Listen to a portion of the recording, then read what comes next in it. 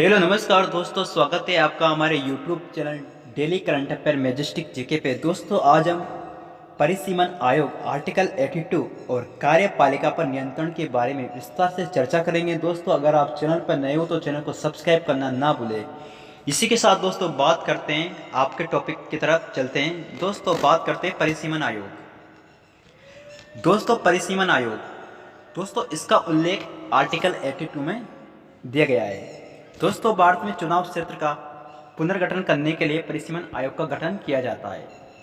तो चुनाव क्षेत्र का पुनर्गठन करने के लिए इसका गठन किया जाता है। इसी के साथ दोस्तों देश में अब तक 4 बार परिसीमन आयोग का गठन किया जा चुका है, यानी कि देश में 4 बार परिसीमन आयोग का गठन किया जा चुका है। दोस्तों सबसे पहले 1952 में परिसीमन आयोग का गठन किया था। उसके बाद 1962 में, तीसरी बार 1972 में और चौथी बार 2002 में।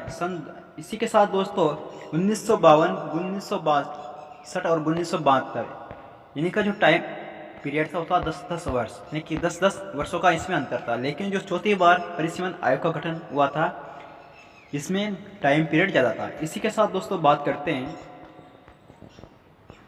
परिसीमन आयोग को सहायता एवं सलाह निर्वाचन आयोग करता है, यानी कि परिसीमन आयोग की सहायता और सलाह कौन करता है दोस्तों? निर्वाचन आयोग करता है। इसी के साथ दोस्तों बात करते हैं परिसीमन आयोग की सिफारिश में सरकार परिवर्तन नहीं कर सकती, केवल मौन रह सकती है। परिसीमन आयोग की सिफारिश में सरकार कोई परिवर्तन नहीं कर सकती लेकिन मौन रह सकती है। इसी के साथ दोस्तों बात करते हैं, दोस्तों 2 इम्पोर्टेंट महत्वपूर्ण नोट दिए हुए हैं कि 84वां संविधान संशोधन अधिनियम 2002 के द्वारा लोकसभा विधानसभा की सीटों में 2026 तक परिवर्तन नहीं किया जाएगा 1971 की जनगणना के अनुसार। जबकि दोस्तों बात करते हैं सेकंड नोट की तरफ कि 87वां संविधान संशोधन अधिनियम 2003 के द्वारा 2026 तक लोकसभा व विधानसभा की सीटों में परिवर्तन किया जाएगा 2001 की जनगणना के अनुसार। तो दोस्तों सीधी सीधी बात यह है कि 2001 की जनगणना के अनुसार 87वां संविधान संशोधन अधिनियम 2003 में परिवर्तन कर सकते हैं, जबकि 84 संविधान संशोधन अधिनियम 2002 में 1971 की जनगणना के अनुसार कोई परिवर्तन नहीं किया जा सकता। इसी के साथ दोस्तों बात करते हैं कि सन 1952 में परिसीमन आयोग के अनुसार राजस्थान में विधानसभा की सीटें 160 थी और लोकसभा सदस्यों की संख्या 20 थी। इसी के साथ दोस्तों बात करते हैं आपका सेकंड पॉइंट था कार्यपालिका पर नियंत्रण। दोस्तों वास्तविक कार्यपालिका मंत्रिपरिषद होती है। दोस्तों वास्तविक जो कार्यपालिका होती है वो कौन होती है? मंत्रिपरिषद वास्तविक कार्यपालिका होती है, आप इसे ध्यान में रखिए। इसी के साथ दोस्तों जिसे हम क्या कहते हैं दोस्तों? वास्तविक कार्यपालिका मंत्रिपरिषद होती है, जिसे हम सरकार कहते हैं तथा नियंत्रण करने के लिए निम्न साधनों का प्रयोग करती है। तो देखते हैं दोस्तों कौन कौन से साधन है वो। दोस्तों प्रश्नकाल, दूसरा शून्यकाल, तीसरा अविश्वास प्रस्ताव,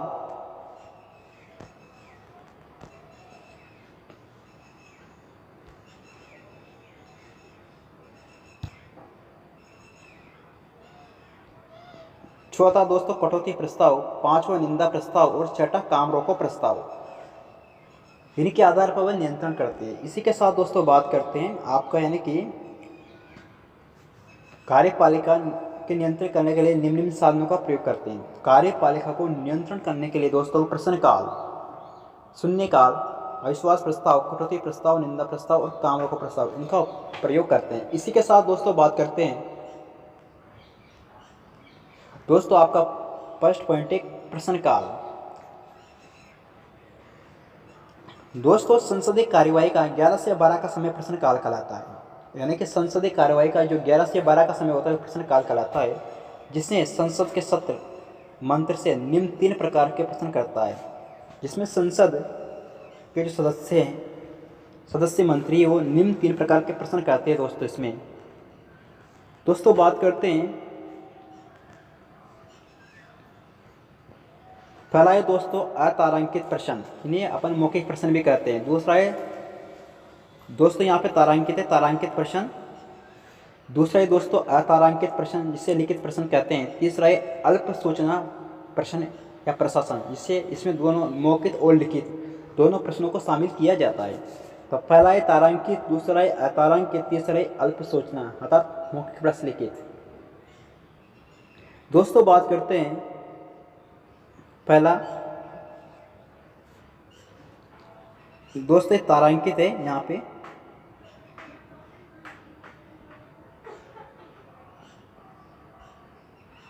तारांकित प्रश्न है, ये टाइपिंग मिस्टेक है दोस्तों। तो दोस्तों यह प्रश्न लोकसभा राज्यसभा से पूछे जाते हैं। दोस्तों जो तारांकित प्रश्न होते हैं इसमें जो प्रश्न लोकसभा और राज्यसभा से पूछे जाते हैं, लोकसभा से टोटल दोस्तों इसमें 20% पूछे जाते हैं, लेकिन प्रत्येक व्यक्ति द्वारा एक प्रश्न पूछा जाता है, यानी कि इसमें प्रत्येक व्यक्ति सिंगल क्वेश्चन कर सकता है। इसी के साथ दोस्तों बात करते हैं, इसी प्रकार दोस्तों राज्यसभा में पूछे जाने वाले प्रश्नों की संख्या का कोई सीमा निर्धारित नहीं की गई है। इसमें सिंगल प्रश्न अर्थात प्रत्येक व्यक्ति द्वारा 3 प्रश्न पूछे जाते हैं। इसी के साथ दोस्तों पढ़ते हैं हम अतारांकित प्रश्न अर्थात लिखित प्रश्नों की तरफ। इसी प्रकार इसमें लोकसभा राज्यसभा से प्रश्न किए जाते हैं। इसमें भी दोस्तों लोकसभा और राज्यसभा से प्रश्न किए जाते हैं। लोकसभा से दोस्तों टोटल इसमें 230 प्रश्न पूछे जाते हैं, जिसमें प्रत्येक व्यक्ति 4 प्रश्न पूछ सकता है। इसी के साथ दोस्तों बात करते हैं, इसी प्रकार दोस्तों राज्यसभा से प्रश्न पूछे जाने की कोई सीमा निर्धारित नहीं है, नॉन लिमिटेशन। इसमें प्रत्येक व्यक्ति द्वारा कितने भी प्रश्न पूछे जा सकते हैं। इसी के साथ दोस्तों बात करते हैं, सर्वाधिक प्रश्न 7वीं लोकसभा में पूछे गए थे, यानी कि सर्वाधिक प्रश्न 7वीं लोकसभा में पूछे गए थे। इसका टाइम पीरियड था दोस्तों 1980 से 1984। दोस्तों बात करते हैं 8वीं लोकसभा का टाइम पीरियड था 1984 से 89, और सबसे कम प्रश्न दोस्तों 12वीं लोकसभा में पूछे गए, सबसे कम 12वीं लोकसभा में। इसका टाइम पीरियड था 1998 से 1999 तक। इसी के साथ दोस्तों बात करते हैं, सबसे बड़ी लोकसभा थी 5वीं लोकसभा। अब दोस्तों बात करते हैं शून्यकाल के बारे में। सेकंड पॉइंट है शून्यकाल। प्रश्नकाल के तुरंत बाद, यानी कि प्रश्नकाल के तुरंत बाद 12 से 1 तक का समय, यानी कि 12 से दोस्तों 1 तक का समय शून्यकाल कहलाता है। प्रश्नकाल के तुरंत बाद 12 से 1 का समय, यहाँ दोस्तों 12 है, 12 से 1 का समय शून्यकाल कहलाता है। इसी के साथ दोस्तों बात करते हैं, जिसमें सदन में औपचारिक रूप से सवाल जवाब किए जाते हैं। दोस्तों शून्यकाल में जो सदन होता है इसमें औपचारिक रूप से सवाल जवाब किए जाते हैं। दोस्तों आपका तीसरा था अविश्वास प्रस्ताव। लोकसभा में विपक्ष की ओर से कम 50 सदस्यों के हस्ताक्षर से अविश्वास प्रस्ताव लाया जाता है। अगर विश्वास प्रस्ताव पारित हो जाता है तो मंत्रिपरिषद बर्खास्त हो जाती है। तो दोस्तों कम से कम 50 सदस्य होने चाहिए अविश्वास प्रस्ताव के लिए। इसी के साथ दोस्तों बात करते हैं कटौती प्रस्ताव। लोकसभा में विपक्ष बजट में कटौती का प्रस्ताव प्रस्तुत करे। अगर प्रस्ताव पास हो जाए तो मंत्री को अपने पद से त्यागपत्र देना पड़ेगा, ना कि बजट में कोई कटौती होगी। तो दोस्तों कटौती प्रस्ताव की शर्त यह है कि लोकसभा में विपक्ष बजट से कटौती का प्रस्ताव प्रस्तुत करे। अगर प्रस्ताव पास हो जाए तो मंत्री को अपने पद से त्यागपत्र देना पड़ेगा, ना कि बजट में कोई कटौती होगी। इसी के साथ दोस्तों बात करते हैं काम रोको प्रस्ताव। संसद में किसी भी सदन में 50 सदस्य के हस्ताक्षर से कम काम रोको प्रस्ताव प्रस्तुत किया जाता है। अगर यह प्रस्ताव पारित हो जाता है तो काम को रोका जा सकता है। तो दोस्तों संसद में 50 सदस्यों के हस्ताक्षर से प्रस्ताव लाया जाता है, काम को रोका जा सकता है। इसी के साथ दोस्तों बात करते हैं निंदा प्रस्ताव।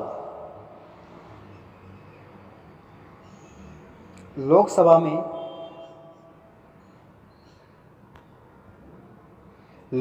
में किसी भी मंत्री के खिलाफ निंदा प्रस्ताव प्रस्तुत करे। अगर यह प्रस्ताव पारित हो जाता है तो संबंधित मंत्री को अपने पद से त्यागपत्र देना पड़ेगा। दोस्तों अगर लोकसभा में विपक्ष के किसी मंत्री के खिलाफ निंदा प्रस्ताव पारित हो जाता है तो संबंधित मंत्री को अपने पद से त्यागपत्र देना पड़ता है। ये आप याद रखिए दोस्तों आज के लिए इतना ही पर्याप्त है। अगर आपको हमारी वीडियो पसंद आई हो तो आप वीडियो को लाइक कीजिए, शेयर कीजिए। इसी के साथ दोस्तों मिलते हैं नेक्स्ट वीडियो पर। जय भारत, धन्यवाद।